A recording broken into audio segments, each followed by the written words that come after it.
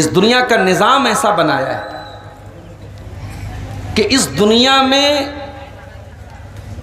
किसी को भी ऐसी जिंदगी आज तक नहीं मिली है जिसमें कोई गम ना आए, कोई टेंशन ना आए, कोई समस्या ना आए, कोई संकट ना आए। जिंदगी है तो समस्याएं आएंगी, प्रॉब्लम्स आएंगी। कोई कितना भी पैसे वाला है, कोई बहुत करोड़पति आदमी है, कभी ना कभी वो भी रोता है, कभी ना कभी उसकी आंखों से भी आंसू आते हैं। खुशी के साथ दुनिया में हजारों गम भी होते हैं। कहीं बजती है शहनाई, कहीं मातम भी होते हैं। वअन्नहु अज़हका व अबका, अल्लाह तबारक व तआला तुम्हें हंसाता भी है, तुम्हें रुलाता भी है। तुम्हारी जिंदगी में खुशी के मौके भी आते हैं, तुम्हारे चेहरे पर मुस्कुराहट भी आती है, तुम अपने बच्चों के साथ, बीवी के साथ एंजॉय भी करते हो। और कभी ऐसा भी होता है कि जिंदगी में तकलीफ आ जाती है, हादसा आ जाता है, एक्सीडेंट हो जाता है, कोई मर जाता है, कोई नुकसान हो जाता है, तुम्हें रोना पड़ जाता है, तुम्हारी आंखों से आंसू बह जाते हैं। वअन्नहु अज़हका व अबका, अल्लाह की जात ही तुम्हें हंसाती है और अल्लाह ही तुमको रुलाता है। लक़द खलक़नल इंसाना फी कबद, हमने इंसान को ऐसा पैदा किया है कि वो सारी जिंदगी संघर्ष करता है, परेशानियों से जूझता रहता है। इंसान की जिंदगी में जरूर मसले मसाइल आते हैं, किसी के साथ कम है, किसी के साथ ज्यादा है, लेकिन जिंदगी में है जरूर मसले मसाइल। अगर आप ऐसी जिंदगी चाहते हैं जहां कोई दुख ना आए, कोई समस्या ना आए, कोई टेंशन ना आए, कोई परेशानी ना आए, ऐसी जिंदगी दुनिया में मेरे भाइयों नहीं मिल सकती है। ऐसी जिंदगी अगर मिलेगी तो जन्नत में मिलेगी। कुरान कहता है जब जन्नती जन्नत में जाएंगे और जन्नत की नेमतों का मजा हासिल करेंगे तो जन्नतियों की जबान से निकलेगा वक़ालुल हम्दुलिल्लाहिल्लज़ी अज़हब अन्नल हज़न इन्ना रब्बना लगफ़ूरुन शकूर। ऐ अल्लाह तेरा करम है, तेरा शुक्र है, तूने हमको जन्नत में पहुंचा दिया। ऐ अल्लाह इस जन्नत में कोई गम नहीं है, कोई टेंशन नहीं है। करती कौम मिल्लत को अगर शर से बचाना है, बिखरती कौम मिल्लत को अगर शर से बचाना है, तो हम सबको फराइज अपने बढ़ चढ़ कर निभाना है। बुजुर्गों के तजर्बे से भी हमको फैज़ पाना है, उन्हीं के इल्म हिकमत से हमें मंजिल को पाना है। हमारे नौजवान सब कौम की पूंजी है, ताकत है। हमारे नौजवान सब कौम की पूंजी है, ताकत है। इन्हीं के अज़्म हिम्मत से मसाइल को हराना है। जहाँ भी आलिमाने हक़ हो उनको रहनुमा कर लो, जहाँ भी आलिमाने हक़ है उनको रहनुमा कर लो। उन्हीं की रहनुमाई में हिदायत हमको पाना है। जो माँ की गोद बन जाए जनाबे हाजरा जैसी, जो माँ की गोद बन जाए जनाबे हाजरा जैसी, नई नस्लों को फिर बेशक बुलंदी ही पे जाना है। और आखिरी शेर समाप्त फरमाए, जवानों तुम सुधर जाओ मेरी बहनों सुधर जाओ, जवानों तुम सुधर जाओ मेरी बहनों सुधर जाओ, जहाने रंग बू में फिर नया एक दौर लाना है। बिखरती कौम मिल्लत को अगर शर से बचाना है, तो हम सबको फराइज़ अपने बढ़ चढ़ कर निभाना है। सदर मोहतरम, उलमाए किराम, मेरे भाइयों, अल्लाह ताला ने इस दुनिया का सिस्टम ऐसा बनाया है, दुनिया में जरूर कुछ ना कुछ गम है। आज आप जवान हैं, खूबसूरत हैं, स्मार्ट हैं, हैंडसम हैं, स्नैपचैट से फोटो ले रहे हैं, इंस्टाग्राम पे फोटो डाल रहे हैं, फेसबुक पे फोटो डाल रहे हैं। एक दिन ऐसा आएगा, ये आपके काले काले बाल सफेद हो जाएंगे, ये आपके खूबसूरत चेहरे पर सिलवटें और झुर्रियां पड़ जाएंगी, आपकी खूबसूरती खत्म हो जाएगी। आप चाहे लड़का हो चाहे लड़की हो, एक दिन ऐसा आएगा वो कमजोर हो जाएगा, वो बूढ़ा हो जाएगा, उसकी जवानी खत्म हो जाएगी, उसकी सुंदरता खत्म हो जाएगी। आज बहुत दौलत है आपके पास, बहुत ऊंचे ऊंचे मकानों में आप रहते हैं, बड़ी जायदाद है आपके पास है, बड़ी प्रॉपर्टी आपके पास है। एक दिन आएगा जब आपकी रूह आपके बदन से निकल जाएगी, आपकी सांसों की डोर थम जाएगी, आपके दिल की धड़कन बंद हो जाएगी, और जब वो दिन आएगा ये जमीनें ये जायदादें सब आपके वारिसों की हो जाएंगी और आपको 2 गज जमीन के अंदर दफन कर दिया जाएगा।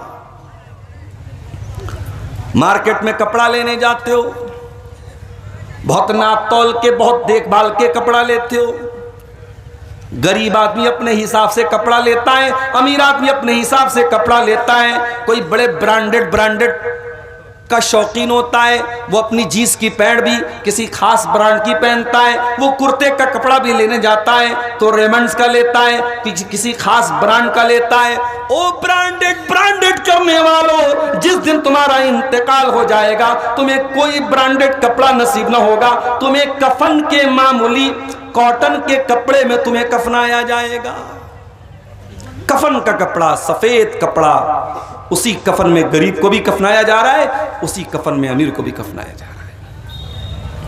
यह है तेरी जिंदगी की औकात, यह है तेरी जिंदगी की वास्तविकता, यह है तेरी जिंदगी की हकीकत।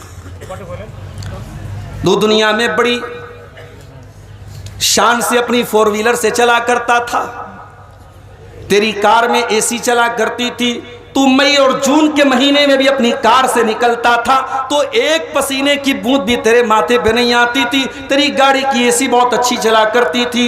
जब तेरी शानदार गाड़ी तेरे गांव से निकला करती थी, गांव वाले कहा करते थे, हाय हाय ये बड़ा खुशनसीब इंसान है, इसके पास बड़ी महंगी गाड़ी है, इसके पास फॉर्च्यूनर है, इसके पास स्कॉर्पियो है, इसके पास बड़ी महंगी गाड़ियां हैं। ओ महंगी गाड़ियों वालों, ओ महंगी कारों के शौकीन मेरे भाइयों, एक दिन आएगा जब तुम दुनिया से चले जाओगे, तुम्हारी कार कोई और ड्राइव करेगा, तुम्हारी गाड़ियों को कोई और चलाएगा, तुम्हारे बंगलों का मालिक कोई और हो जाएगा और तुम दूसरों के कंधे पे सवार होकर कब्रिस्तान जाओगे।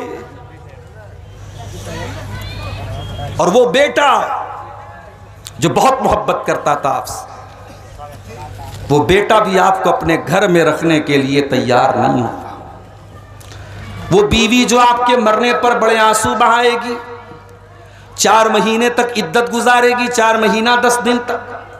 वो बीवी भी 4 महीना इद्दत तो गुजारेगी, आंसू तो बहाएगी, मगर वो बीवी भी ये नहीं कहेगी मेरे शौहर को मेरे साथ रहने दो। वो आपके मरने के बाद सब आपको कब्रिस्तान में अकेला छोड़ के चले जाएंगे। कभी आपने गौर किया है? हम रात में बिस्तर पे सोते हैं तो 0 वाट का बल्ब जला के सोते हैं। बिल्कुल अंधेरा हमें पसंद नहीं है, कमरे में हल्की सी लाइट जरूर रखते हैं हम मेरे भाई। कभी आपने गौर किया जब हम कब्र में जाएंगे वहां तो 0 वाट का बल्ब भी नहीं है, वहां तो नाइट बल्ब भी नहीं है, वहां कोई रोशनी अगर मिलेगी तो आपको अपने ईमान से मिलेगी, वहां अगर कोई रोशनी मिलेगी अपने अमल से मिलेगी, अपने किरदार से मिलेगी।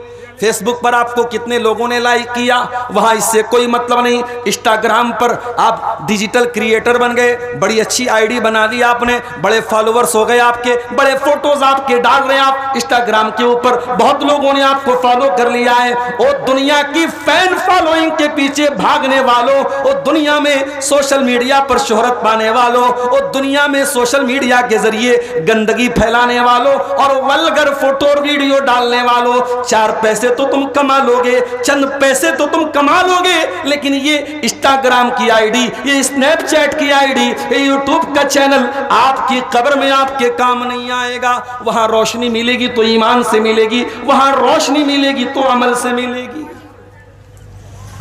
अकेला छोड़ के सब लोग चले जाएंगे, लोग मिट्टी देने आएंगे, हाथ छोड़ के चले जाएंगे,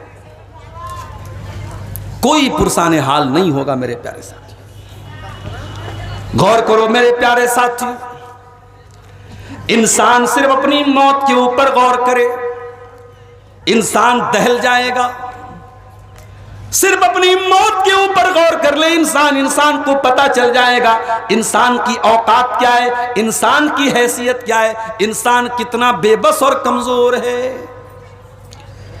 इसीलिए अल्लाह कुरान के 27वें पारे में फरमाता है फलौला इदा बलगतिल हुल्कुम व अंतुम हीनइज़िन तंजुरून। मेरे बंदो, जब तुम्हारी जान निकलने का टाइम आता है, जब तुम्हारी रूह के निकलने का टाइम आता है और तुम अपनी आंखों से देखते हो कि कोई इंसान दुनिया से मर रहा है, कोई दुनिया से जा रहा है, बाप मर रहा है, बेटा अपनी आंखों से देख रहा है, माँ का इंतकाल हो रहा है, बेटा अपनी आंखों से देख रहा है, शौहर का इंतकाल हो रहा है, बीवी अपने आंखों से देख रही है, व अंतुम हीनइज़िन तंजुरून।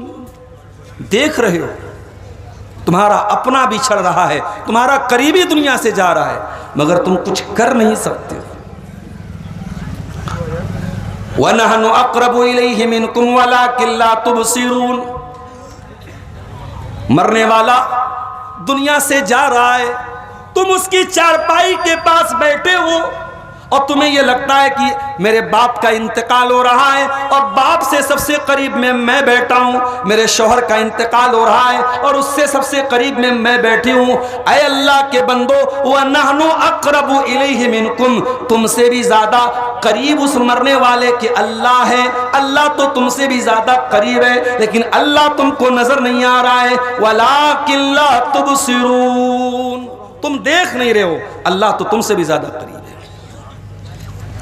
फलौला इन कुंतुम गैर मदीनीन तरजिऊनहा इन कुंतुम सादिकीन। ओ दुनिया वालों, तुम्हें अगर ऐसा लगता है तुम दुनिया में ऐसे ही पैदा हो गए हो। कल मैं इसी झारखंड का एक इलाका है मड्रो, वहाँ एक बहुत बड़ा पार्क है, उसको फॉसिल पार्क बोलते हैं। वहाँ कुछ हमारे साथी लोग थे, उन्होंने कहा मौलाना चलिए आपको फॉसिल पार्क की सैर करा देते। दोपहर का टाइम था, मैंने कहा चलो भाई खाली है चलते हैं। गए उस पार्क में, तो वहाँ जो है हजारों साल पहले जो पेड़ थे, हजारों साल पहले वो पेड़ पत्थर बन गए।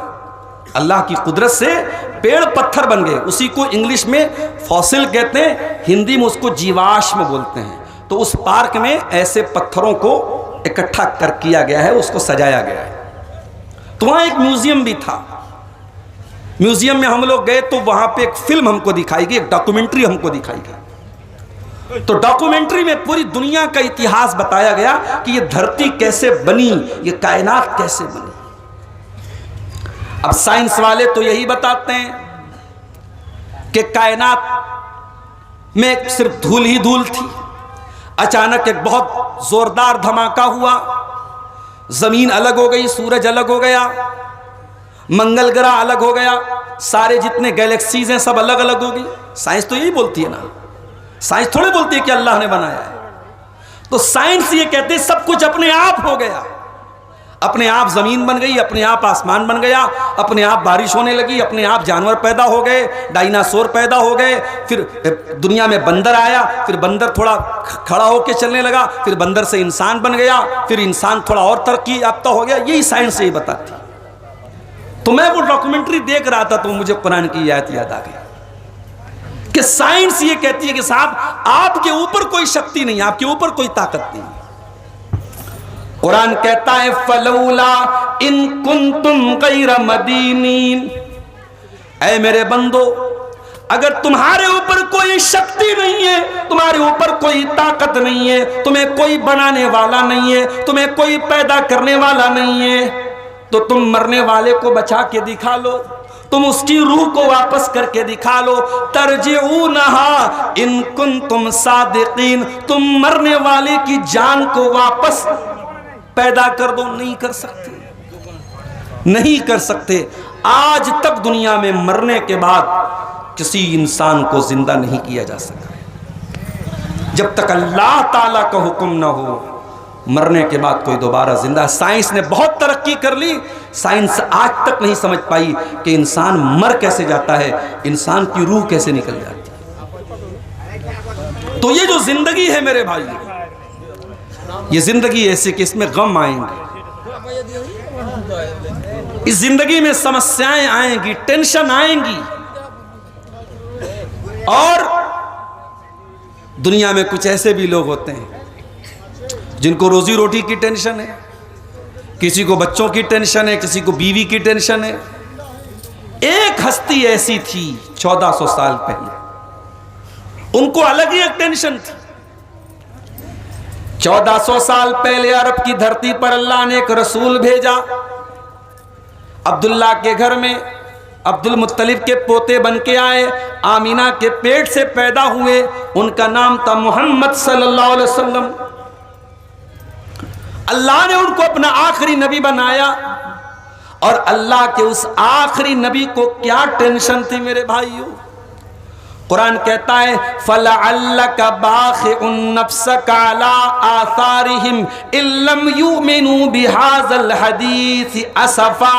ऐ नबी, दुनिया को कारोबार की टेंशन, दुनिया को रोजी रोटी की टेंशन, दुनिया को बाल बच्चों की टेंशन, और ऐ नबी आपको इस बात की टेंशन कि लोग ईमान कैसे ले आए, लोग हिदायत पर कैसे आ जाएं, लोग इस्लाम कैसे कबूल कर लें, लोग जहन्नम की आग से कैसे बच जाएं। फलअल्लका बाक़िउन नफ्सका अला आसारिहिम, ऐ नबी आपको तो लोगों के ईमान लाने की इतनी टेंशन है कि कहीं आप अपने आप को हलाक न कर दें, कहीं आप अपनी जान खत्म न कर दें, कहीं आपकी मृत्यु न हो जाए, कहीं आपका इंतकाल न हो जाए। उस नबी को एक ही टेंशन थी, अल्लाह के बंदे कैसे अल्लाह के रास्ते पे आ जाएं और कैसे जहन्नम की आग से बच जाएं। बारिश के मौसम में आप देखते होंगे जब हम लाइट जलाते हैं तो लाइट के आसपास कुछ कीड़े उड़ने लगते हैं, कुछ पतंगे उड़ने लगते हैं। आप जितना भी उनको मना करेंगे वो कीड़े बार बार उस लाइट के आसपास उड़ते रहेंगे, उड़ते रहेंगे, मरते रहेंगे, उड़ते रहेंगे। अल्लाह के नबी फरमाते हो लोगों, मेरी मिसाल और तुम्हारी मिसाल उस इंसान की तरह है जो आग जलाता है, और जैसे ही आग जलाता है फजालल फिराशु वहाज़िही दवाबु तक़ौ फिन्नार, तो ये जो पतंगे होते हैं, ये जो कीड़े होते हैं, ये बार बार उस आग में जाने लगते हैं। वो इंसान उन्हें रोकने की कोशिश करता है, उन्हें हटाने की कोशिश करता है, वो मगर पतंगे बार बार उसी आग में जाते हैं। ओ लोगों, मैं अल्लाह का आखिरी नबी बन के आया हूँ, अना आखिदुम बिहुजज़िकुम अनिन्नार, नार, मैं तुम्हारी कमर पकड़ पकड़ के तुमको जहन्नम की आग से बचाने आया हूं। व अंतुम तक्तहिमून फीहा, लेकिन फिर भी तुम जहन्नम की आग में जलते चले जा रहे हो। तुम बार बार, मैं तो तुमको जहन्नम की आग से रोकने आया हूं, लेकिन फिर भी तुम जहन्नम की आग में जा रहे हो। अल्लाह के नबी हमें जहन्नम से बचाने के लिए आए थे मेरे साथी। आपकी जिंदगी की सबसे बड़ी टेंशन यही थी। कभी हमारी आंखों से आंसू निकला है अपने नबी के लिए? कभी हम रोए हैं रात में अपने नबी को याद करके? हमारे नबी हमारे लिए रोया करते थे। सही बुखारी की हदीस है, रात का टाइम था, अल्लाह के प्यारे नबी कुरान पढ़ रहे थे और कुरान पढ़ते पढ़ते सूरह मायदा की इस आयत पर पहुंचे। हजरत ईसा अलैहिस्सलाम अल्लाह से दुआ करते हैं और कहते हैं, इन तुअज़्ज़िबहुम फ़इन्नहुम इबादुक व इन तग़फ़िर लहुम फ़इन्नका अंतल अज़ीज़ुल हकीम। ईसा अलैहिस्सलाम कहते हैं, अल्लाह अगर तू इनको अजाब देगा तो ये तेरे बंदे हैं, और अगर तू माफ कर देगा तो अल्लाह कौन तेरा हिसाब लेने वाला है, कौन तुझसे पूछने वाला है? तू ताकतवर है, तू हिकमत वाला है। थोड़ी देर के बाद अल्लाह के नबी ने कुरान की दूसरी आयत पढ़ी जिसमें हजरत इब्राहीम अलैहिस्सलाम अल्लाह से कहते हैं, फमन तबिअनी फइन्नहु मिन्नी वमन आसानी फइन्नका गफूरुर रहीम। ऐ अल्लाह, जो मेरी पैरवी करेगा, जो मुझे फॉलो करेगा, जो मेरे रास्ते पर चलेगा, वो तो मेरी इत्तेबा करने वाला है, वो तो मेरा मानने वाला है। और ऐ अल्लाह, जो मेरी नाफरमानी करेगा तो तू गफूरुर रहीम है, तू माफ कर देना, तू दरगुजर कर देना। अल्लाह के नबी ने सोचा, ईसा अलैहिस्सलाम ने अपनी उम्मत के लिए दुआ मांगी, इब्राहीम ने अपनी उम्मत के लिए दुआ मांगी, मेरी उम्मत का क्या होगा?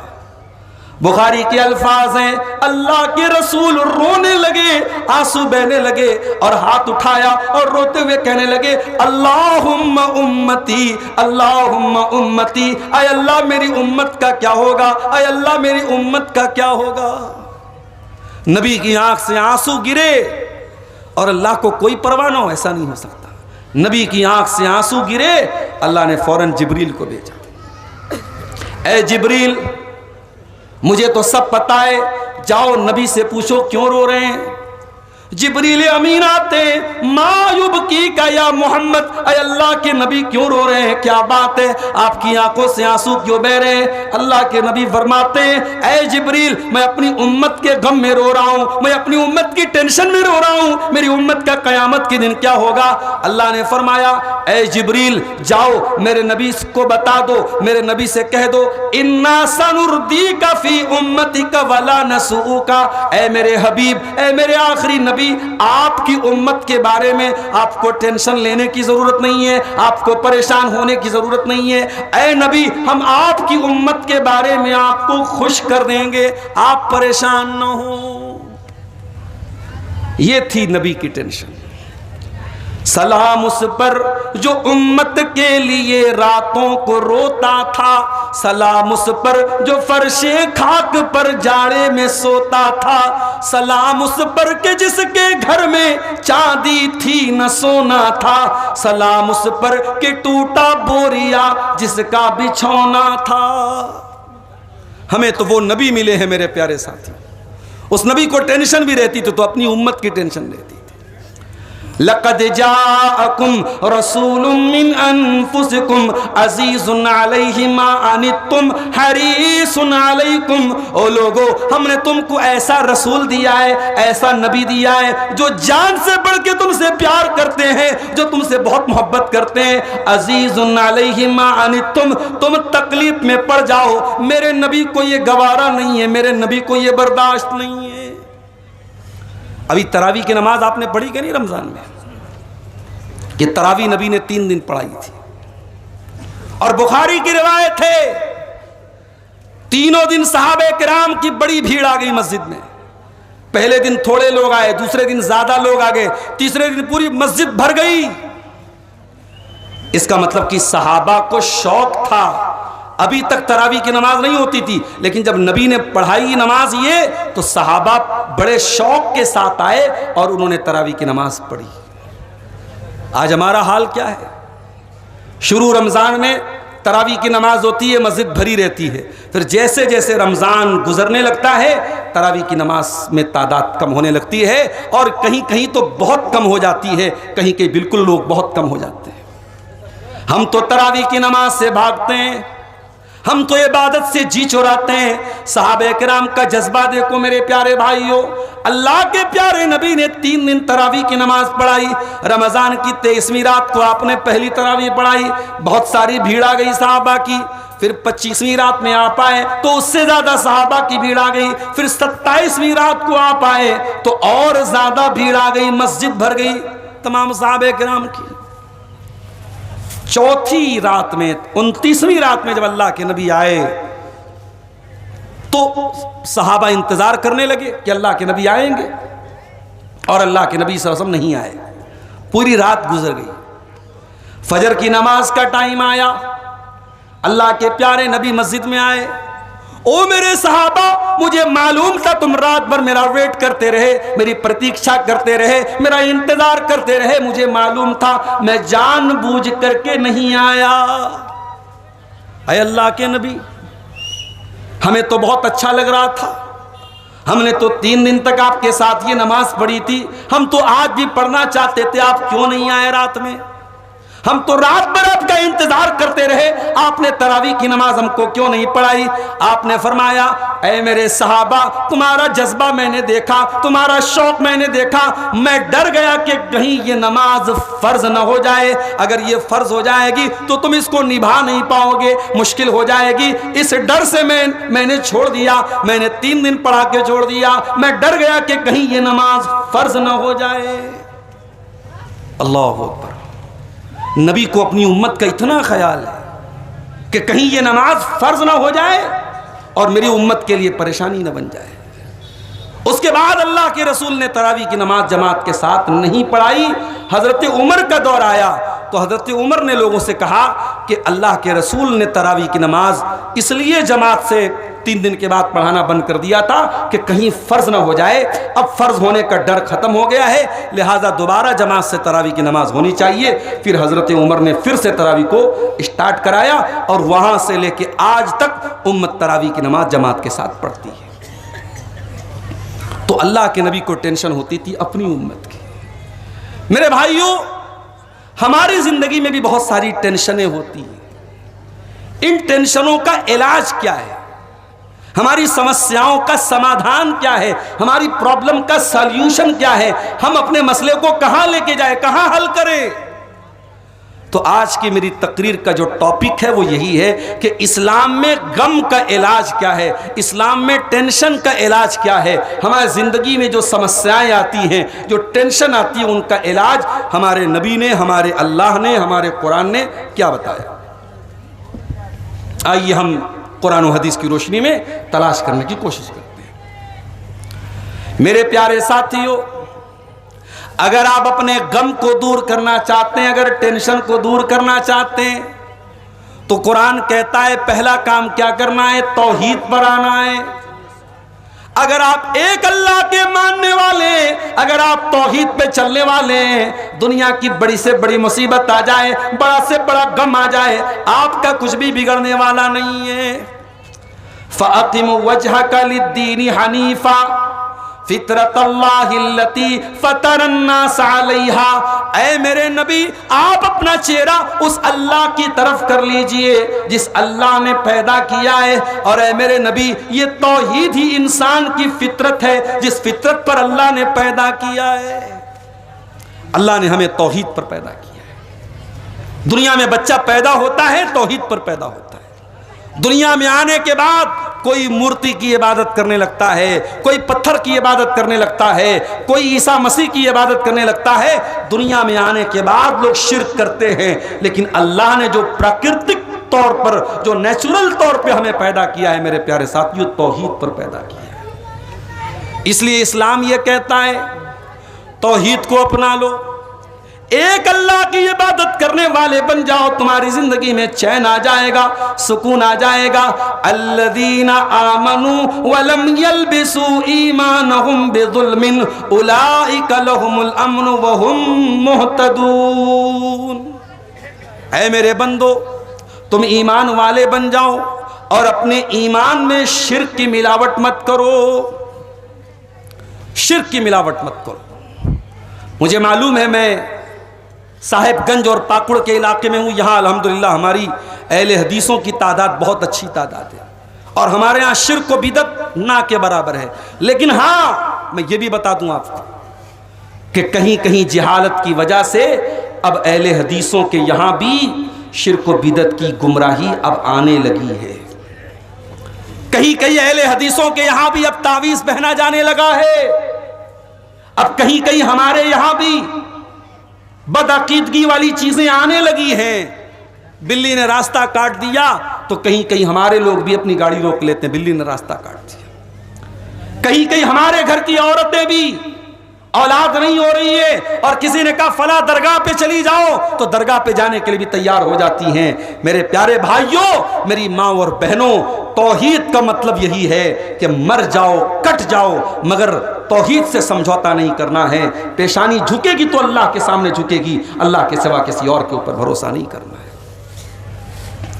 इसलिए कि दुनिया में कौन है, अल्लाह ताला जिसको देना ना चाहे कौन है उसको दे सकता है, और अल्लाह जिसको देना चाहे कौन ऐसा है जो रोक सकता है। हम लोग नमाज में सलाम फेरने के बाद एक दुआ पढ़ते हैं, अल्लाहुम्मा ला मानिया लिमा आतैता वला मुतिया लिमा मनाता वला यनफउज़ल जद्द मिनकल जद्द। ऐ अल्लाह, तू जिसको दे दे उसको कोई रोकने वाला नहीं है, तू जिसको रोक दे उसको कोई देने वाला नहीं है। और ऐ अल्लाह, बड़े से बड़ा मकाम व मर्तबे वाला, बड़े से बड़ी पोस्ट वाला, बड़े से बड़े ओहदे वाला, ऐ अल्लाह तेरे मुकाबले में किसी की पोस्ट उसके काम नहीं आएगी। यह है तौहीद का मतलब। अगर टेंशन दूर करना है जिंदगी से तो तौहीद पर आ जाओ मेरे प्यारे साथी। याकूब अलैहिस्सलाम को देखो, उनका बेटा यूसुफ अलैहिस्सलाम अपने भाइयों की साजिश का शिकार हो गया। भाइयों ने ले जाके कुएं में डाल दिया। याकूब अलैहिस्सलाम को पता था मेरा बेटा जरूर एक दिन वापस आएगा। मेरे बच्चे ने ख्वाब देखा था कि 11 सितारे मुझको सजदा कर रहे हैं, सूरज मेरे आगे सजदा कर रहा है, चांद मेरे आगे सजदा कर रहा है। याकूब अलैहिस्सलाम को पता था कि जरूर मेरे बेटे का ख्वाब पूरा होगा। यूसुफ अलैहिस्सलाम लापता हो गए। याकूब अलैहिस्सलाम अपने बच्चे को याद करके रोने लगते हैं और कहते हैं, या असफा अला यूसुफ, हाय मेरा यूसुफ, हाय मेरा यूसुफ। लोग कहने लगते हैं, ऐ याकूब अलैहिस्सलाम क्यों याद करते हो यूसुफ को, क्यों याद करते हो यूसुफ को? यूसुफ को याद कर करके कहीं खत्म ना हो जाना, कहीं हलाक ना हो जाना। हजरत याकूब अलैहिस्सलाम कहते हैं, इन्नमा अश्कू बस्ती व हुज़नी इलल्लाह। ऐ अल्लाह, मैं शिकवा करता हूं तो तेरी बारगाह में करता हूं। ऐ अल्लाह, मैं आंसू बहाता हूं तो तेरे आगे बहाता हूं। इसलिए मेरे प्यारे साथियों, अगर टेंशन को दूर करना है तो तौहीद वाले बन जाओ, एक अल्लाह के ऊपर ईमान रखने वाले बन जाओ। जिस इंसान की जिंदगी में तौहीद होगी वो बड़ी से बड़ी टेंशन का सामना कर सकता है। और ये भी याद रखो, तौहीद का अपोजिट है शिर्क, और शिर्क एक ऐसा पाप, एक ऐसा गुनाह है जो अल्लाह कभी माफ नहीं करेगा। इन्नल्लाह ला यगफिरु अन युशरका बिही व यगफिरु मा दूना ज़ालिका लिमन यशा। मेरे बंदो, हम शिर्क को माफ नहीं करेंगे। शिर्क से छोटा कोई गुनाह करके आओगे माफ कर देंगे, शिर्क माफ होने वाला नहीं है। अल्लाह ताला शिर्क को माफ नहीं करेगा। और यह भी याद रखो, अगर कोई शिर्क की हालत में मर गया, हमारा अपना बाप ही क्यों ना हो, अपनी माँ ही क्यों ना हो, हम उसके लिए मग़फ़िरत की दुआ भी नहीं कर सकते। मा काना लिन्नबिय्यि वल्लज़ीना आमनू अन यस्तगफिरू लिल मुशरिकीना वलौ कानू उली कुर्बा। ऐ नबी, आपको भी अधिकार नहीं है, ऐ मुसलमानों तुमको भी अधिकार नहीं है कि कोई शिर्क की हालत में मर जाए और तुम उसके लिए मग़फ़िरत की दुआ करो। किसी मुशरिक के लिए मग़फ़िरत की दुआ करने की इजाज़त नहीं है आपको मेरे प्यारे साथी। अल्लाह के नबी को एक मरतबा अपनी माँ की याद आई। आपने माँ को 5 साल की उम्र में खो दिया था, 6 साल की उम्र में। अल्लाह के नबी को माँ का प्यार नहीं मिल पाया। 6 साल की उम्र में आपकी माँ का इंतकाल हो गया। आपने दुनिया को माँ का मर्तबा बताया, दुनिया को माँ का मकाम बताया, मगर माँ की सेवा करने का, माँ की खिदमत करने का मौका अल्लाह के नबी को नहीं मिल पाया। जिन औरतों ने आपको दूध पिलाया था, हजरत हलीमा, हजरत सुवैबा, हजरत उम्मे ऐमन, जो आपकी रज़ाई माएँ थी, जो आपको दूध पिलाने वाली माएँ थी, जब कभी ये आती थी तो अल्लाह के रसूल उनको बहुत सम्मान देते थे, बहुत इज्जत देते थे। एक मर्तबा हजरत हलीमा आ जाती हैं, अल्लाह के नबी अपनी रज़ाई माँ को देख लेते हैं कि हलीमा आई हैं। अल्लाह के नबी अपनी चादर उतार के बिछा देते हैं, अम्मा हलीमा आ जाओ, मेरी चादर पे बैठ जाओ, ये आपके बेटे की चादर है। इतनी मोहब्बत करते थे अल्लाह के नबी। मां को आपने 6 साल की उम्र में खो दिया। अब जाहिर है 6 साल का बच्चा अपनी मां से जुदा हो जाए तो जिंदगी के हर मोड़ पर उसको मां की याद आती है। एक मर्तबा अल्लाह के नबी को अपनी मां की बहुत याद आई। आप साहबे किराम को लेके अपनी मां की कब्र पे जाते हैं, माँ की कब्र को देखते हैं, माँ की ममता याद आ जाती है, माँ का प्यार याद आ जाता है, माँ का गम याद आ जाता है। अल्लाह के नबी रोने लगते हैं और इतना रोते हैं, हदीस के अल्फाज हैं कि आपके आसपास जितने सहाबा थे अपने नबी को रोता हुआ देख के सारे सहाबा भी रोने लगते हैं। फिर आपने रोते हुए फरमाया, हो लोगो, मैंने अल्लाह से इजाजत मांगी थी कि मैं अपनी माँ की मग़फ़िरत की दुआ करना चाहता हूँ, फलम युज़न ली, अल्लाह ने मुझको इजाज़त नहीं दी, क्योंकि माँ तौहीद पर नहीं थी, माँ अपने बाप दादा के मज़हब पर थी, शिर्क पर थी, इसलिए अल्लाह ने माँ की मग़फ़िरत की दुआ की इजाज़त भी नहीं दी। फिर मैंने अल्लाह से इजाज़त मांगी, ऐ अल्लाह तू मुझे माँ की कब्र के पास जाने दो। अल्लाह ने मुझे माँ की कब्र पे जाने की इजाज़त दी। इसलिए ऐ लोगों, तुम भी कब्रिस्तान जाया करो, वहां जाने से आखिरत की मौत की याद आती है। ये अल्लाह के रसूल की हदीस है। पता ये चला कि अल्लाह के नबी भी अपनी माँ की मग़फ़िरत की दुआ करने की इजाज़त आपको नहीं मिली। क्यों? क्योंकि अल्लाह ताला के यहाँ शिर्क एक ऐसा पाप है, एक ऐसा गुनाह है जो माफ़ नहीं किया जाएगा, और शिर्क करने वाला अगर दुनिया से चला गया उसी हालत में तो उसकी मग़फ़िरत की दुआ भी मेरे भाइयों आप नहीं कर सकते। सोचो मेरे प्यारे साथियों, कितनी बड़ी बदनसीबी की बात है, एक इंसान की माँ का इंतकाल हो जाए, एक इंसान के बाप का इंतकाल हो जाए, और वो जब दुआ के लिए हाथ उठाए तो अपने बाप के लिए दुआ न कर पाए, अपनी माँ के लिए दुआ न कर पाए। ये इतना बड़ा गुनाह है मेरे प्यारे साथियों। इसलिए हर हाल में अपने दामन को शिर्क से बचाना, कोई ऐसा काम मत करना जो शिर्क हो, अल्लाह की ज़ात में किसी को शरीक मत करना, अल्लाह का अधिकार किसी और को मत देना मेरे प्यारे साथी। अभी एक वीडियो मैंने देखा, एक बच्चा था, जवान लड़का था, अपनी माँ को चूम रहा था। जवान लड़का अपनी माँ का पैर चूम रहा था और ऐसे अंदाज से चूम रहा था, ऐसा लग रहा था माँ के आगे सजदा कर रहा है। ये अमल भी ठीक नहीं है मेरे प्यारे साथी। माँ का सम्मान करने की इजाजत इस्लाम ने दी है, लेकिन माँ का पैर चूमना और ऐसे अंदाज में चूमना, ऐसा लगे कि आप माँ को सजदा कर रहे हैं, इस बात की इस्लाम में इजाजत नहीं है। वह अन्नल मसाजिद लिल्लाहि फला तदऊ मअल्लाहि अहदा। ऐ लोगों, कान खोल करके सुन लो, सजदा करना सिर्फ अल्लाह के लिए जायज है, किसी और के आगे सजदा नहीं कर सकते। अभी रमज़ान में मैं कर्नाटक में था, गुलबर्गा शहर में था। वहाँ एक बहुत बड़ी कब्र है, मज़ार है, दरगाह है, उसको बोलते बंदा नवाज। जैसे अजमेर की जो दरगाह है उनको बोलते गरीब नवाज, ऐसे ही गुलबर्गा की जो दरगाह है उसको बोलते बंदा नवाज। बंदा नवाज का मतलब बंदों को देने वाला। उनका ये अकीदा है कि ये जो बाबा है सबको देते हैं। तो वहाँ जो बंदा नवाज के मानने वाले हैं तो वो अपनी दुकानों का नाम लिखते हैं केबीएन। केबीएन का मतलब क्या है? ख्वाजा बंदा नवाज। तो हमारे अहले हदीस भाई भी तो एक से एक मज़ेदार होते हैं। तो एक अहले हदीस भाई ने कहा कि ये केबीएन का मतलब मालूम है मौलाना? मैंने कहा क्या मतलब है इसका? तो बोले इसका मतलब है कोई भरोसा नहीं। केबीएन, कोई भरोसा नहीं। और जो लोग लिखते केजीएन, तो केजीएन का मतलब कोई गारंटी नहीं। वो तो ये मतलब ले रहा है ख्वाजा गरीब नवाज, मगर हमारे अहले हदीस भाई उसकी फुल फॉर्म क्या बनाए?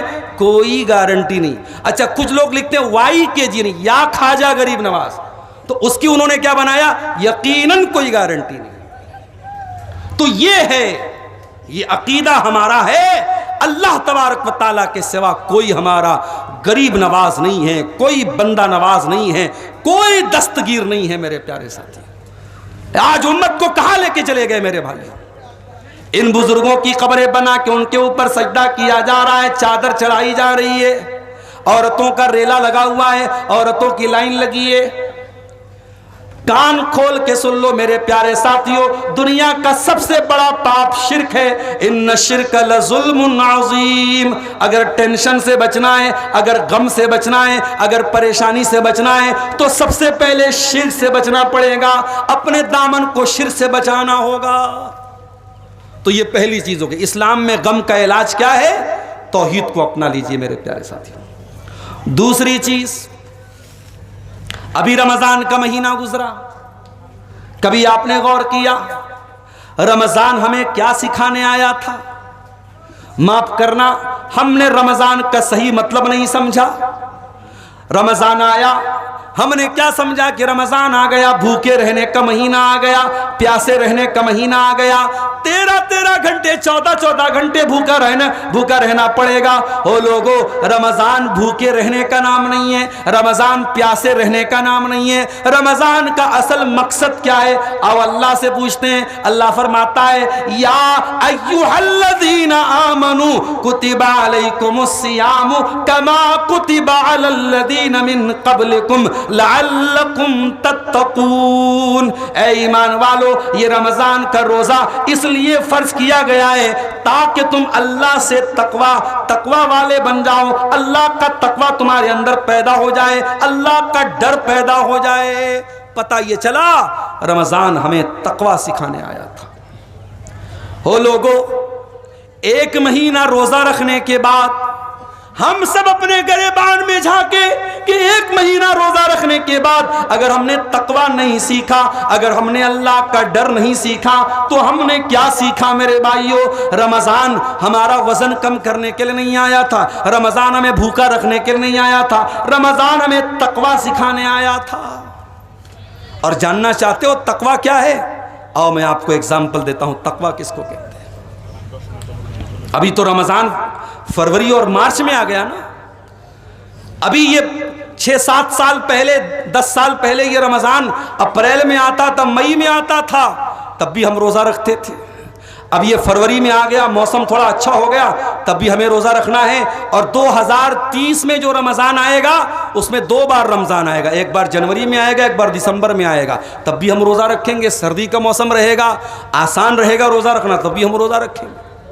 अब मान लो गर्मी का रोजा है, गर्मी का मौसम है, और आप रोजे की हालत में आपने जोहर की नमाज पढ़ने के लिए वजू बना रहे हैं आप, और वजू बनाने के लिए आपने कुल्ली करने के लिए पानी मुंह में डाला, पानी मुंह में गया। सुबह 4 बजे आपने सहरी खाई है और तब से आपने पानी नहीं पिया है, बिल्कुल हलक सूख करके कांटा बन चुका है। आपने पानी मुंह में डाला, हलक की डिमांड है कि हमको पानी पिला दो, पानी मुंह के अंदर गया है। अगर पानी थोड़ा सा हलक में गिर जाए तो कोई कैमरा तो नहीं लगा है जो रिकॉर्ड कर ले, कोई देखने वाला तो नहीं है जिसको पता चल जाए।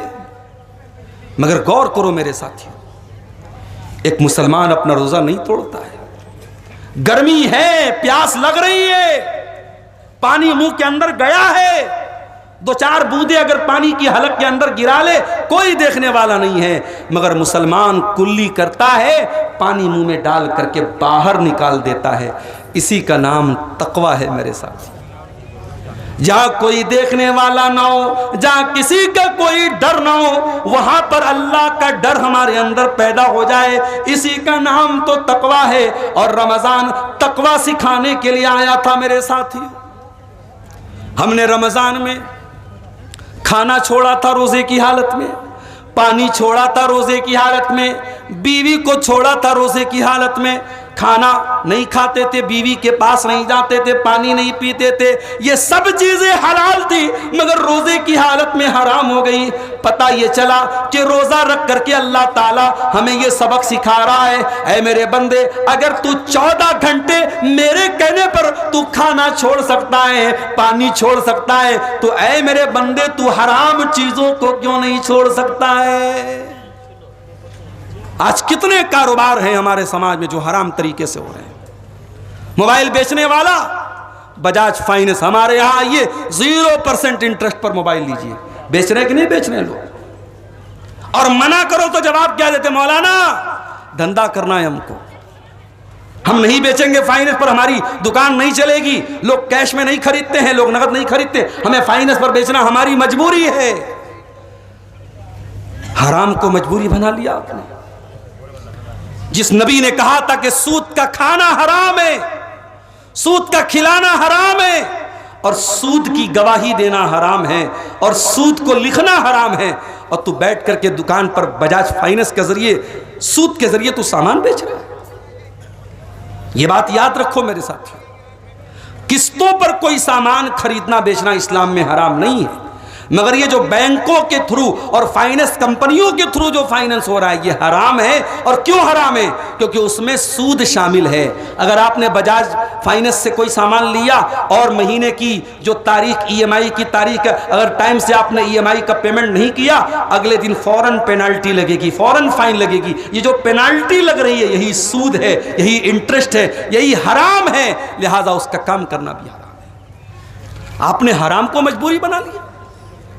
मेरे प्यारे साथियों, तकवा का मतलब यही है, हराम का मौका मिल रहा है, हराम का चांस मिल रहा है, मगर हराम चीजों से अपने दामन को बचा लिया जाए, इसी का नाम तो तकवा है। और 1 महीना का रोजा रख करके हमने तकवा को सीखा है। अगर 1 महीने का रोजा रखने के बाद आज कलियाचक के बाजारों में मुसलमान लड़कियां बेपर्दा घूम रही हैं, अगर आज पाकुड़ की मार्केट में मुसलमान लड़के नजरबाजी कर रहे हैं, आज साहेबगंज की मार्केट में अगर बेपर्दगी और बेहयाई हो रही है, इसका मतलब यह हुआ कि हमने 1 महीने के रोजे से कुछ नहीं सीखा मेरे भाइयों। तकवा, तकवा कहते किसको है? हजरत उमर फारूक रज़ी अल्लाह ताला अन्हु एक मर्तबा हजरत उबई बिन काब से पूछते हैं, ऐ उबई बिन काब, तकवा किसको कहते हैं? हजरत उबई बिन काब ने कहा, ऐ अमीरुल मोमिनीन, हल मररत बितरीक़िन ज़ाति शौका, क्या आपका गुजर कभी ऐसे रास्ते से हुआ है जहां कांटेदार झाड़ियां हो, जहां कांटेदार रास्ते हो? हजरत उमर ने कहा, हुआ तो है। कहा कि ऐसे रास्ते से अगर आपको गुजरना होगा कैसे गुजरेंगे आप? हजरत उमर ने कहा, मैं कपड़े को समेट लूंगा, दामन को बचा लूंगा और दामन को बचा बचा के रास्ता तय करूंगा। कहा अमीरुल मोमिनीन, इसी का नाम तो तकवा है कि रास्ते में, जिंदगी के रास्ते में गुनाहों के कांटे आएंगे, शैतान के कांटे आएंगे, नफ्स के कांटे आएंगे, इन तमाम कांटों से अपने दामन को बचाना, इसी का नाम तकवा है। ओ मेरे नौजवानों, मैं जानता हूं आज हम नौजवानों की बात तो कर रहे हैं, लेकिन ताली एक हाथ से नहीं बजती है। आज लड़कों को हम अकेले जिम्मेदार करार नहीं दे सकते हैं। अगर लड़का किसी से चैटिंग कर रहा है तो सामने कोई लड़की भी तो है, एक हाथ से तो ताली नहीं बज रही है। अगर आज लड़के गलत काम कर रहे हैं तो कहीं ना कहीं लड़कियां भी इन्वॉल्व हो रही हैं, अगर लड़कियां गलत काम कर रही हैं तो कहीं ना कहीं लड़के भी इन्वॉल्व हो रहे हैं। मैं जानता हूं बहुत मुश्किल हो गया है आज के दौर में एक नौजवान को अपने कैरेक्टर की हिफाजत करना। कॉलेज में लड़का पढ़ रहा है, लड़कियां साथ में पढ़ रही हैं, परफ्यूम लगा करके, आधे अधूरे कपड़े पहन करके जिस्म की नुमाइश कर रही हैं। ऐसे माहौल में एक लड़का उसी कॉलेज में पढ़ रहा है, अपनी नज़र की हिफाजत करना, अपने कैरेक्टर की हिफाजत करना उस लड़के के लिए एक चैलेंज है, एक मुश्किल है। मगर इसी मुश्किल हालात में अपने दामन को गुनाह से बचाना, इसी का नाम तकवा है मेरे प्यारे साथियों। आप याद रखिए, इसी धरती पे हमें और आपको रहना है, इसी माहौल में रहना है, और इसी माहौल में रह करके हमें अपने दामन को गुनाह से बचाना है, और इसी का नाम तकवा है मेरे प्यारे साथियों। कभी आप कुरान में यूसुफ अलैहिस्सलाम का वाकया उठा के देखिए। यूसुफ अलैहिस्सलाम के ऊपर जो हालात आए थे मेरे प्यारे साथियों, वो हालात बड़े मुश्किल हालात थे। कुरान कहता है वरावदतहुल्लती हुवा फी बैतिहा, यूसुफ अलैहिस्सलाम जिस औरत के घर में रहते थे उसी औरत ने उनके ऊपर डोरे डाले थे। उस जमाने में कोई कैमरा नहीं था, कोई पुलिस का डर नहीं था, कोई सीआईडी का डर नहीं था। यूसुफ अलैहिस्सलाम उसी औरत के घर में रहते थे।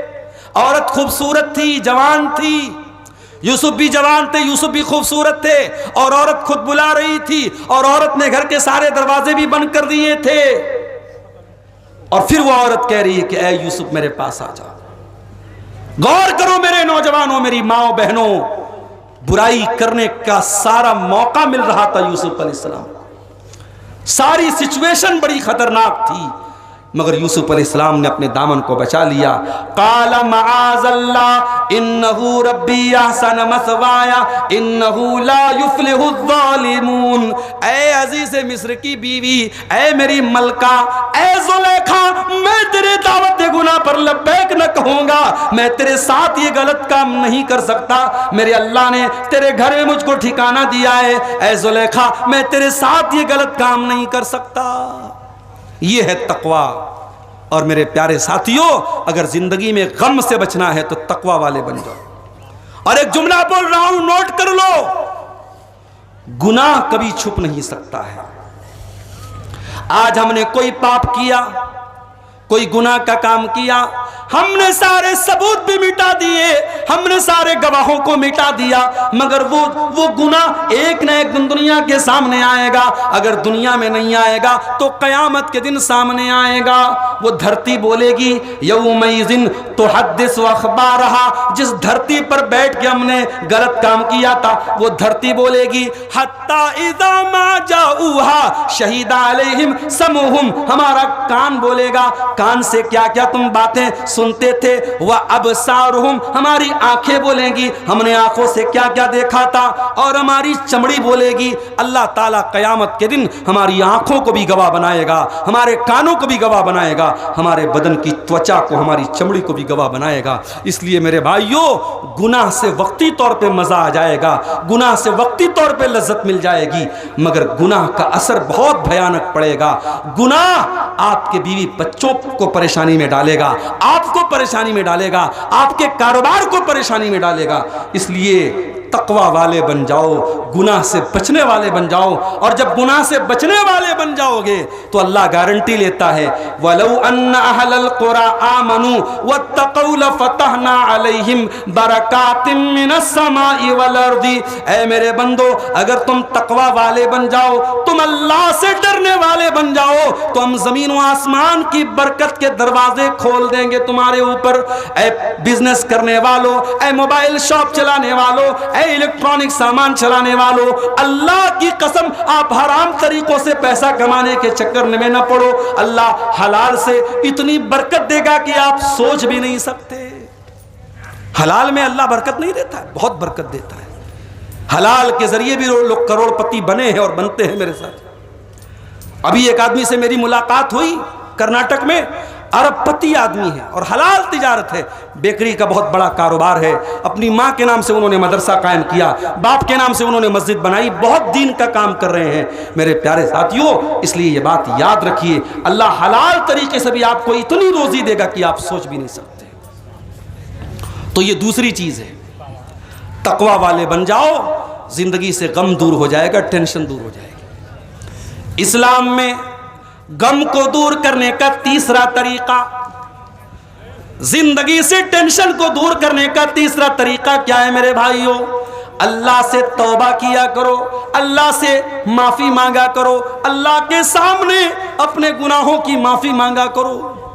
ये जलसा हो रहा है, जलसा खत्म हो जाए, घर जाओ, वजू कर लो और अल्लाह ताला अगर तौफीक दे तो 8 रकात पढ़ लेना, 8 नहीं पढ़ सकते तो 6 पढ़ लेना, 6 भी नहीं पढ़ सकते तो 4 पढ़ लेना, 4 भी नहीं पढ़ पाते तो 2 रकात पढ़ लेना। रात का सन्नाटा है, रात का सुहाना वक्त है, 2 रकात तहज्जुद की नमाज पढ़ लेना और अल्लाह के सामने बैठ जाना और अल्लाह से अपने गुनाहों की माफी मांग लेना, अल्लाह से तौबा कर लेना। मेरे प्यारे साथियों, ये तौबा भी आपकी बहुत सारी मुसीबतों को दूर कर देगी। अभी रमजान में ताक रातों में हमने क्या दुआ मांगी थी? अल्लाहुम्मा इन्नका अफ़्वुन तुहिब्बुल अफ़्व फ़अफ़ु अन्ना। आय अल्लाह, तू माफ करने वाला है, तू माफी को पसंद करता है। आय अल्लाह, तू हमको भी माफ कर दे। हमने ताक रातों में, हमने शबे कद्र में भी अल्लाह ताला से तौबा की थी, हमने अल्लाह से माफी मांगी थी। इसलिए मेरे प्यारे साथियों, तौबा किया करो, क्योंकि ये बात नोट कर लो कि हमारे ऊपर जितनी मुसीबतें आती हैं वो हमारे अपने करतूतों का फल होती हैं, अपने कामों की सजा होती है। वमा असाबकुम मिन मुसीबतिन फबिमा कसबत अयदीकुम। ऐ मेरे बंदो, तुम्हारे ऊपर जो भी मुसीबतें आती हैं वो तुम्हारे अपने करतूत का नतीजा होती हैं, अपने गुनाहों की सजा होती है। लिहाजा अल्लाह ताला से मग़फ़िरत तलब किया करो, माफी मांगा करो। हज़रत नूह अलैहिस्सलाम अपनी कौम से कहते हैं, फ़क़ुल्तुस्तग़फ़िरू रब्बकुम इन्नहु कान गफ़्फ़ारा। ऐ मेरी कौम के लोगों, अल्लाह ताला से इस्तिग़फ़ार किया करो, अल्लाह ताला से माफ़ी मांगा करो। अल्लाह बहुत बख्शने वाला है। युरसिलिस समा अलैकुम मिदरारा। जब तुम अल्लाह से माफ़ी मांगोगे, जब इस्तिग़फ़ार करोगे, अल्लाह आसमान से बारिश भी नाजिल फरमाएगा। वयुमदिदकुम बिअमवाल। अल्लाह माल भी तुमको देगा। वयजअल लकुम जन्नातिन वयजअल लकुम अनहारा। अल्लाह माल भी देगा, अल्लाह औलाद भी देगा, अल्लाह बाग भी देगा, अल्लाह नहरें भी देगा। इमाम हसन बसरी के पास एक आदमी आया, उसने कहा, इमाम साहब, कारोबार में बड़ा घाटा हो रहा है, बड़ा नुकसान हो रहा है, कोई दुआ बता दीजिए, कोई तरीका बता दीजिए। इमाम हसन बसरी ने कहा, जाओ इस्तिग़फ़ार करो। दूसरा आदमी आया, इमाम साहब, शादी के कई साल हो गए, औलाद नहीं हो रही है, औलाद की नेमत से महरूम हूँ। कहा, जाओ इस्तिग़फ़ार करो। तीसरा आदमी आया, इमाम साहब, बारिश नहीं हो रही है, सूखा पड़ा हुआ है।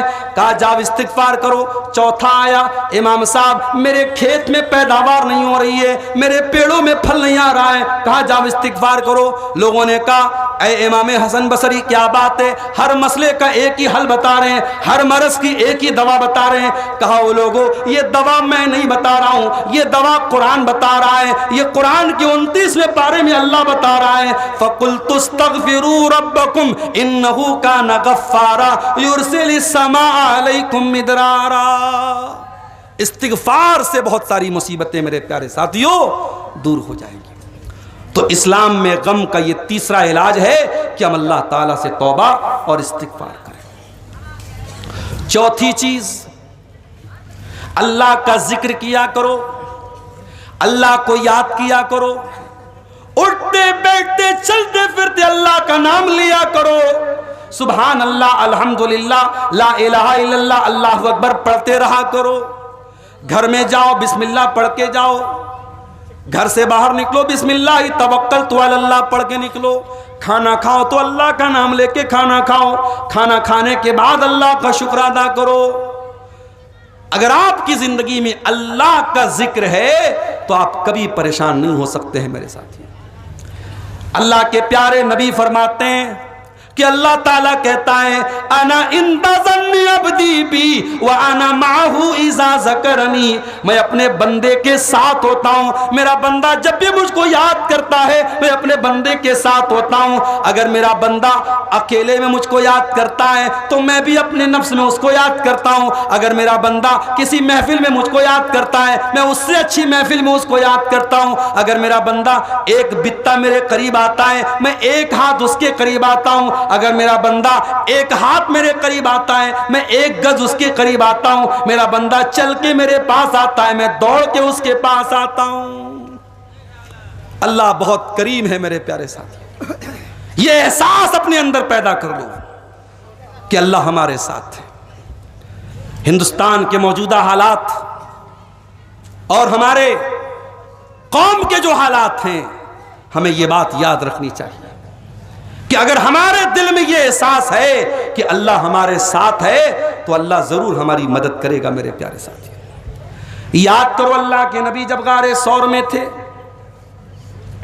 अल्लाह के प्यारे नबी जब गारे सौर में थे अपने अबू बकर सिद्दीक के साथ, अपने दोस्त के साथ, कुरान कहता है इल्ला तंसुरुहु फक़द नसरहुल्लाहु इज़ अख़रजहुल्लज़ीना कफ़रू सानिय इस्नैनि इज़ हुमा फ़िल ग़ार इज़ यक़ूलु लिसाहिबिही ला तहज़न इन्नल्लाहा माना।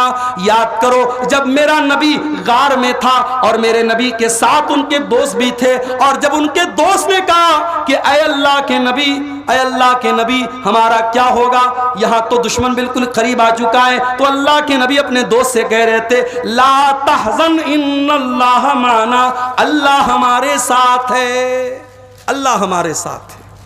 अगर आप अल्लाह वाले हैं, अल्लाह आपके साथ रहेगा। मेरे प्यारे साथियों, ये अकीदा बना लो, ये सोच बना लो, ये मेंटालिटी बना लो कि अल्लाह हमारे साथ है। ये सोच अगर बन गई तो इंशाअल्लाह कभी मायूस नहीं होगे मेरे प्यारे साथियों।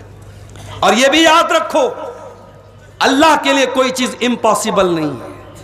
अभी एक सवाल आया मेरे पास कि हमारे यहाँ चांद अलग निकलता है, सऊदी अरब में चांद अलग निकलता है। सऊदी अरब में एक दिन पहले ईद होती है, हमारे यहाँ एक दिन बाद ईद होती है। तो जब हम ताक रातों में जागते हैं तो सऊदी अरब में लोग नहीं जागते हैं, जब वहां जागते हैं तो हम नहीं जागते हैं। तो एक साथ अलग अलग जगह पे ताक रात कैसे हो सकती है? अगर लैलतुल कद्र है तो एक ही टाइम होगी, सऊदी अरब में अलग लैलतुल कद्र और इंडिया में अलग लैलतुल कद्र कैसे होगी? तो मैंने समझाने के लिए एक मिसाल दी।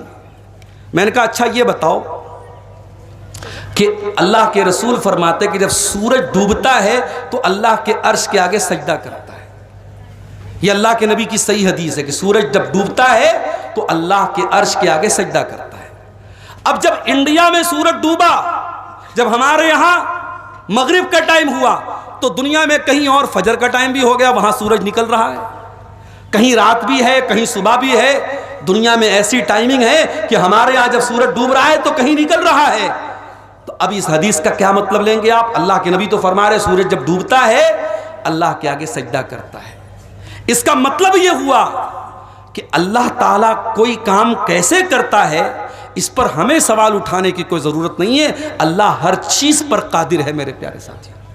अल्लाह कब कैसे क्या मदद कर देगा अपने बंदे की, बंदा सोच भी नहीं सकता है मेरे साथियों। इसलिए मेरे प्यारे साथियों अपनी तौहीद को मजबूत कीजिए। मूसा अलैहिस्सलाम का वाकया सुना के बाद खत्म कर रहा हूं।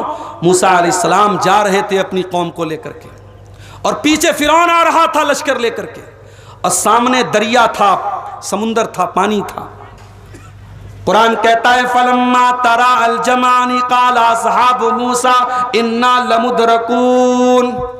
जब फिरौन और मूसा अलैहिस्सलाम का आमना सामना हो गया, जब दोनों लश्करों का आमना सामना हो गया, तो मूसा अलैहिस्सलाम के साथियों ने कहा ऐ मूसा सामने पानी है, पीछे फिरौन का लश्कर है, भागने का कोई रास्ता नहीं है, अब तो हम पकड़ लिए जाएंगे, अब तो हम गिरफ्तार हो जाएंगे।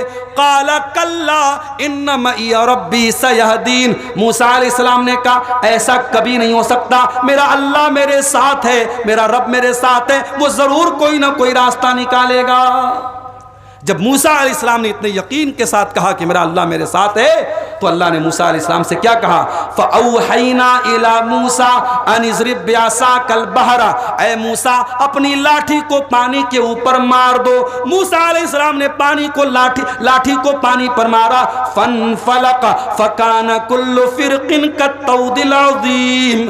पानी के अंदर दो टुकड़े हो गए, पानी के अंदर रास्ता बन गया। फरक्का का ब्रिज बनने में कई साल लग रहे हैं। आज एक समुंदर के ऊपर एक ब्रिज बनने में करोड़ों की लागत लगती है, और यहां अल्लाह ने एक लाठी के जरिए समंदर में ब्रिज बना दिया, रास्ता बना दिया, दोनों तरफ का पानी रुक गया और उसी रास्ते पर मूसा अलैहिस्सलाम अपने साथियों को लेकर चले गए। मेरे प्यारे साथियों, अगर हमारी ज़िंदगी में अल्लाह तबारक व तआला की ज़ात पर तवक्कुल होगा, अल्लाह की तौहीद होगी, तो इंशाअल्लाह हमें कोई गम और कोई टेंशन नहीं होगी। मौजू बहुत वसी था, और भी पहलू थे, लेकिन हमारे बुज़ुर्ग, हमारे मोहतरम शेख बदरुद्दोजा साहब तशरीफ़ ला चुके हैं। मैं अपनी बात को यहीं पर ख़त्म करते हुए अल्लाह से दुआ करता हूँ रब्बुल आलमीन हर गम और हर टेंशन से हम सब की हिफाजत फरमाए। अल्लाह ताला हमें तौहीद पर कायम रखे। मेरे भाइयों, आप हजरात इस मस्जिद के लिए